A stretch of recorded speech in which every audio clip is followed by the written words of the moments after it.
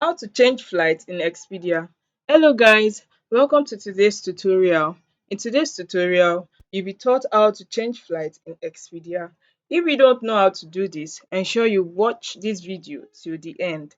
The first thing to do is to open your Expedia app on your mobile phone. After launching the app, you'll be shown the icons and the locations, the destinations, the other options. You take a look at the lower part of your screen. At the right hand side, you see a chat icon. You click on the chat icon and you'll be redirected to a screen where you can communicate with the virtual agent. You tell the virtual agent whatever problem you are going through. In this video, you tell the virtual agent that you want to change your flight.